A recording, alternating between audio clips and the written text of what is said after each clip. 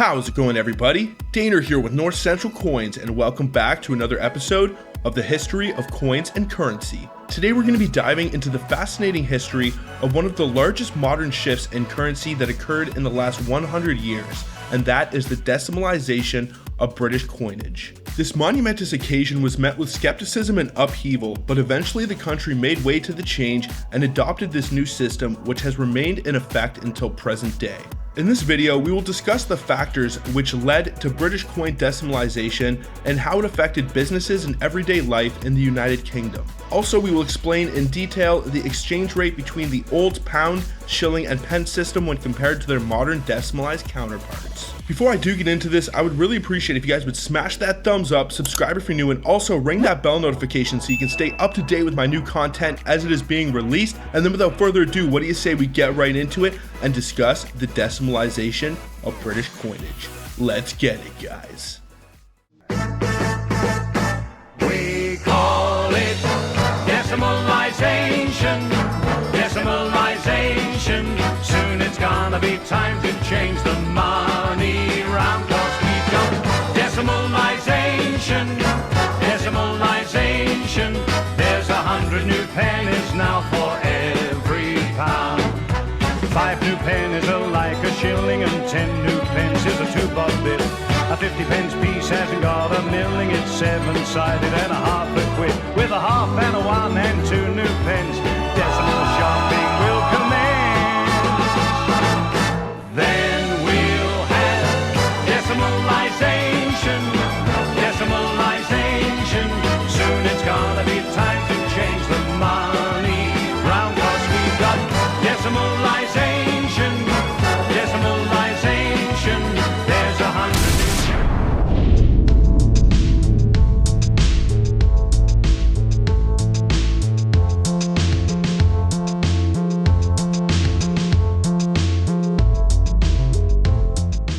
For those born in the United Kingdom after the year 1971, it can be challenging to fathom the intricacies of accounting in pounds, shilling, and pence, a system where 12 pennies constituted a shilling and 20 shillings made up a pound. This complex arithmetic was the norm for our grandparents, and it was a system that they held onto with reluctance. The idea of decimalizing currency wasn't a novel concept, and it had been the subject of passionate debate for many centuries. Prominent figures like Sir John Bowring played a significant role in the discussions. Bowring's arguments were straightforward. He believed that anyone who looked at their 10 figures could see the practicality and usefulness of a decimal system. In reality, the first glimpse of decimal coinage actually emerged in the year 1849 when the florin, worth 1/10 of a pound, was introduced as a tentative step towards a complete decimal currency. While the florin did survive, the government of that time exercised caution, and the hopes of full decimalization were dashed. It wasn't until a considerable number of Commonwealth countries had already made the switch that a special committee was established in the year 1961 to examine how and when Britain should transition to the decimal currency system. On March 1st, 1966, the Chancellor of Exchequer, James Callaghan, made a historic announcement. He declared that the centuries-old pounds, shillings, pence system would be replaced by a decimal currency, where then the pound would be divided into 100 units. The pound will be divided into 100 new pence, and we'll do our decimal shopping in pounds and new pence only. Here are the new coins, 6 of them. The 3 silver ones are already in use. The 50 new pence, equal to 10 shillings. The 10 new pence, equal to 2 shillings. And the 5 new pence, equal to 1 shilling. The 3 copper coins will be introduced on D-Day. The 2 new pence, the new penny, and the new halfpenny. Remember, the pound stays the same. Only the coins which make up the pound are changing. The decision was made to retain the terms pound and pennies rather than adopting foreign-sounding denominations like dollars and cents. Additionally, 5 new coins were introduced, each designed with distinct shapes, sizes, and designs to make them easily distinguishable from one another and from the traditional pound, sterling, and pence coins. This new approach allowed both systems to coexist for a brief transition period. Throughout the 60s, careful planning took place with decimal day officially set for February 15, 1971. This marked a monumentous change in the history of British coinage as the nation embraced a more intuitive and modern decimal system. The debate over decimalization of the British currency system had raged on for centuries.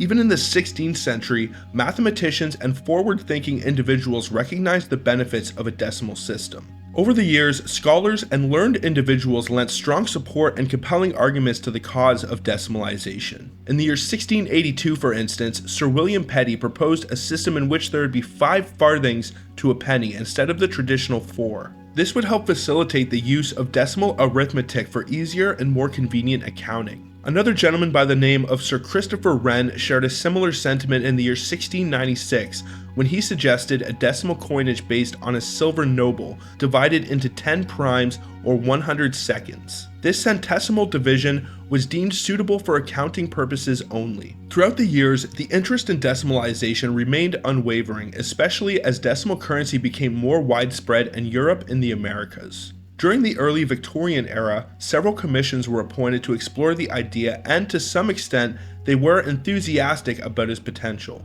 However, despite the growing support for decimal currency, the British government remained cautious.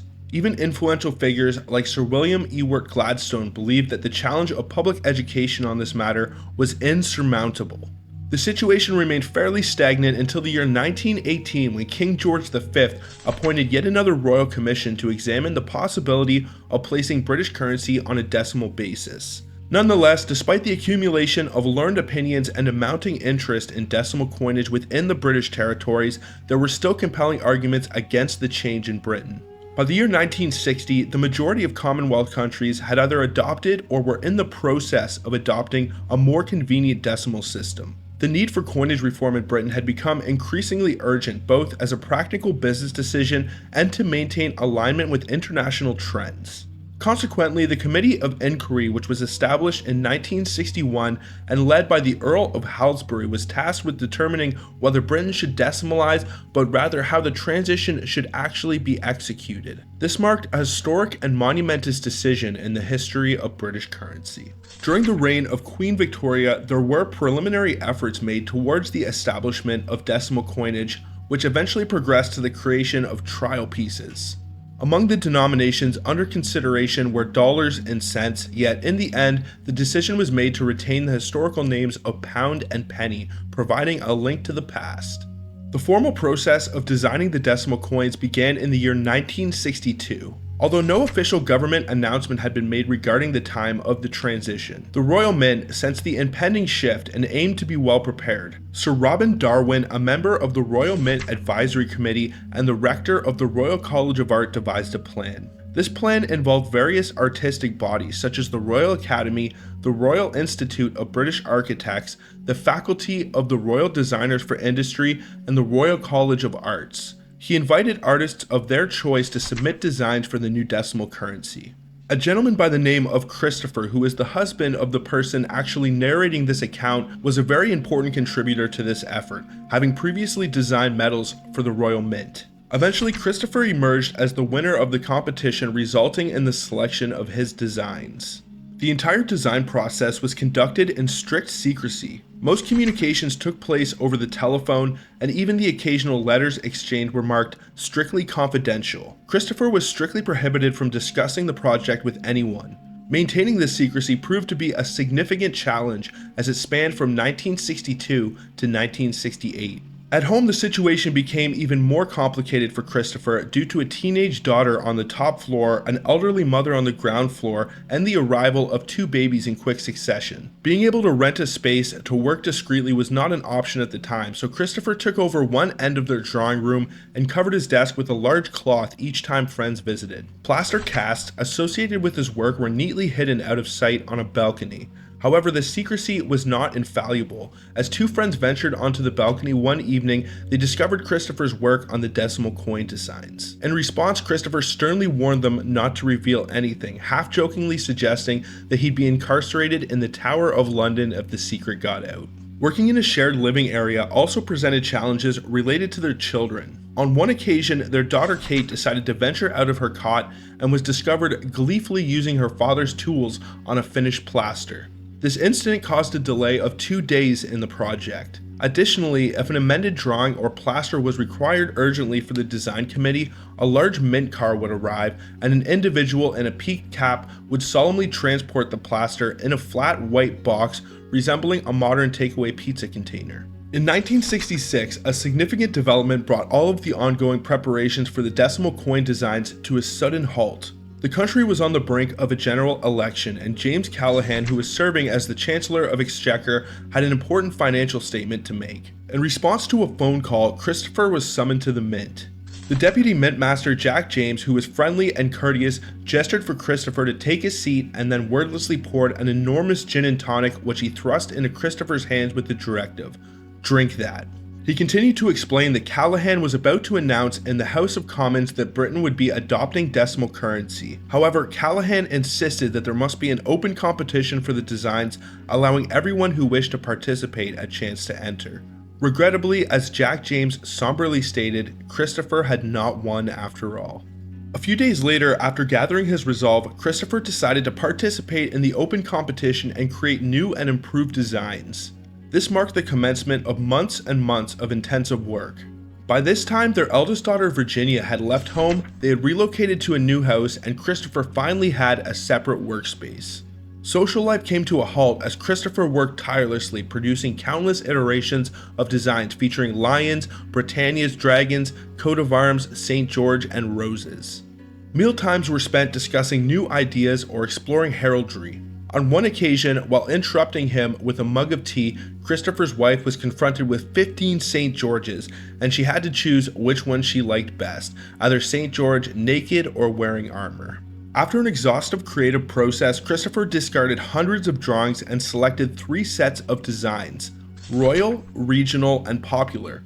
However, when they thought life could return to normal, Christopher decided to introduce a 4th set, the avant-garde. By the deadline for submissions, he was utterly exhausted. All the designs were displayed anonymously, and the advisory committee was tasked with judging them. The only clear memory from that day was sitting in the car outside a house where a party was underway. Christopher rushed inside and returned minutes later saying, "It seems I've got the tails." The wife couldn't recall if they actually attended the party that evening. Nevertheless, the mint never explicitly declared that Christopher had won the competition. Instead, the phrase was used, "Your designs have been chosen for development." This marked the beginning of the modification process. Christopher strongly believed that coins belonged to the public, and he aimed to make them as universally acceptable as possible. He refused to adopt a prima donna attitude. Regardless of how much he might have personally favored a specific design, he prioritized other considerations. He was often faced with a challenging brief from Jack James and his right-hand man Alan Dowing, who would convey the varying views of the committee. These situations sometimes led to a rise in Christopher's blood pressure. On one such occasion, he was asked to make Britannia lean back slightly more and shift the trident forward, but without altering the lettering. This seemed impossible, and Christopher was visibly frustrated. Hours later, when the wife brought in the customary mug of tea, she found the floor covered with Britannia designs. Christopher exclaimed, "I've done it, look at this." Not exactly what they wanted, but they will never know. And indeed, they never did.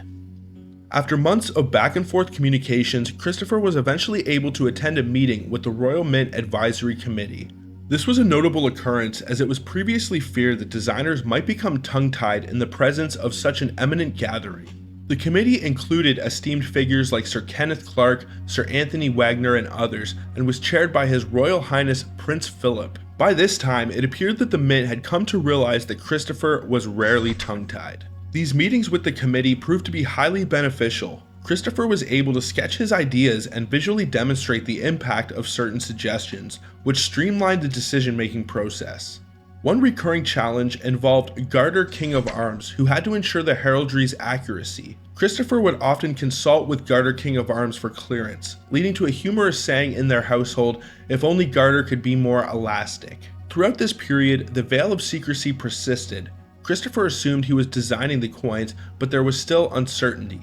During a phone conversation with Alan Dowing, the wife asked in exasperation, "Has Christopher won it or not?" Alan's response was memorable. He declared, "You have grounds for great optimism, but don't run up a flag. Nothing is certain until the coins are finished and have received the royal assent." This exchange would later remind them of the character Sir Humphrey from the TV show Yes, Minister. The wife recently came across an article from the year 1969 in which Christopher expressed his thoughts. Christopher stated, "The work of a great many artists who are geniuses is never recognized and probably eventually disappears. But if one is a coin designer, one's work lasts, probably long after death. Everyone becomes familiar with it, and it becomes a small part of the history of the country for which it was designed, making one famous. Not because one is a genius, a saint, or a monster, but simply because one is a coin designer." The transition to a decimal coinage system in the United Kingdom required the minting of hundreds of millions of bronze coins in preparation for Decimal Day. To ensure a smooth transition, it was crucial to carefully control the distribution of these new coins, ensuring that every city, town, and village in the United Kingdom had sufficient stocks of each denomination. The prospect of local shortages of new coins on Decimal Day was considered a disastrous scenario. With this urgency in mind, plans moved forward, and on April 1967, it was announced that a new royal mint would be constructed in Lindstrand, approximately 10 miles northwest of Cardiff. The site was chosen for its picturesque setting in rolling green countrysides on the edge of the Rhondda Valley.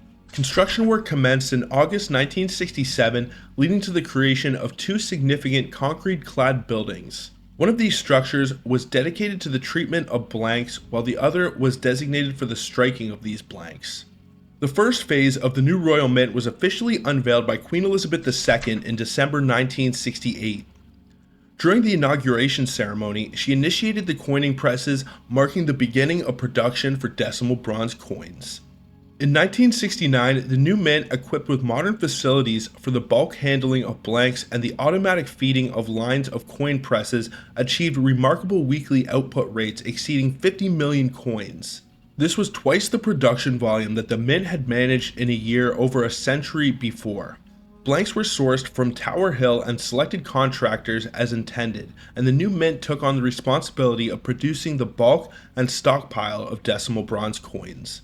By the time Decimal Day arrived on February 15, 1971, there was no shortage of change, as the Royal Mint had already struck over 2 billion decimal coins. The old mint at Tower Hill in London continued its operations for a while. However, after 1972, coin production in London significantly decreased.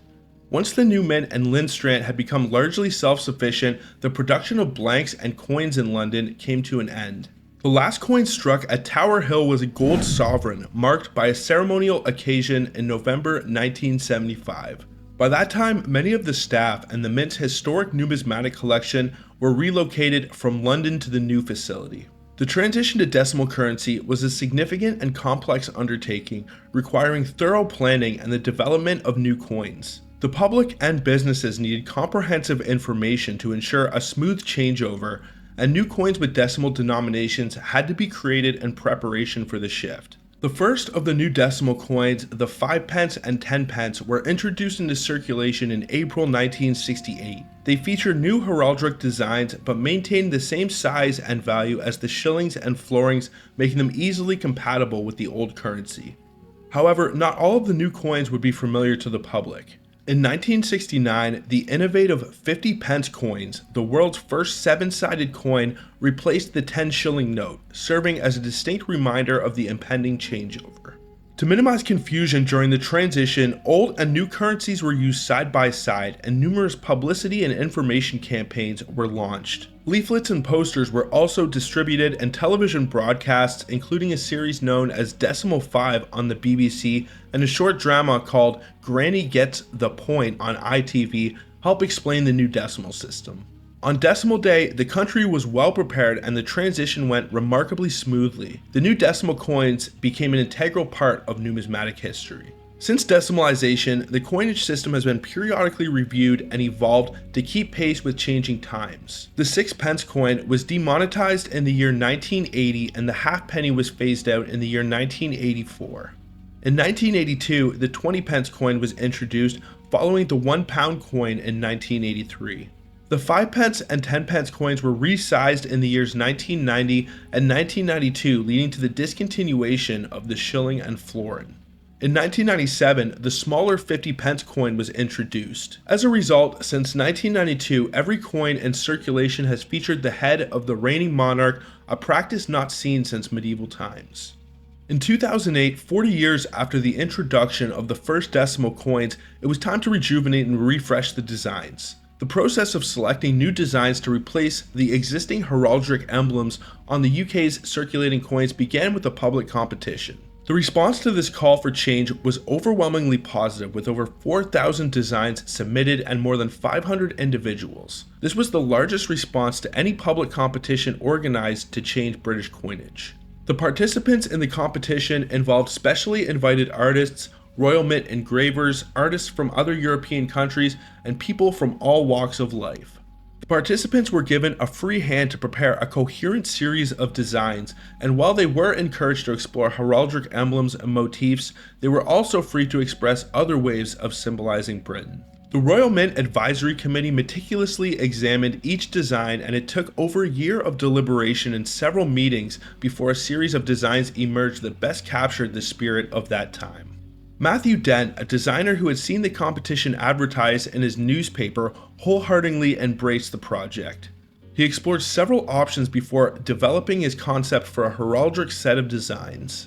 His idea was to create a united design that would reflect a theme, execution, and coverage across the surface of the coins. He contemplated various themes such as birds, plants, buildings, or coastal scenery, and the challenge of representing the 4 nations of the United Kingdom on 6 coins. The concept of a landscape appealed to him, with the possibility of seamlessly merging different landscapes from England, Scotland, Ireland, and Wales. He then turned back to heraldry and decided that the 6 coins could form a shield, symbolizing the unity of the 4 British countries under a single monarch. Initially, there was no plan to include the £1 coin in the new designs for United Kingdom coinage. The £1 coin had already represented the 4 constituent parts of the United Kingdom in sequence over its 28-year history. However, after the new designs thrilled the Royal Mint Advisory Committee and passed through numerous reviews, it became apparent that the £1 coin, with its distinguished history, was an essential part of the transformation as well. The result of this extensive design process was a set of coins that blended the heraldic traditions of British coinage with a contemporary and innovative approach. These new designs represented a fresh and united perspective on the nation's heritage. So there we have it, folks. With one of the most long and stoic histories in numismatics, coins from the United Kingdom will always hold a special place in the history and in the heart of collectors. For hundreds upon hundreds of years, they have set the standard and produced coins globally as one of the largest empires in existence, and their currency has left an everlasting mark on world economics. What do you guys think about this major alteration to coinage from the United Kingdom? Do you guys think it benefited the country's economy, or do you miss the good old days of the pound, shilling, and pence system? Let me know down in the comments. I would love to know. Also, I would really appreciate if you guys would smash that thumbs up, subscribe if you're new, and also ring that bell notification so you can stay up to date with my new content. But I think that is pretty much going to do it for this one, folks. So, until the next one, everybody, peace out and have a good one.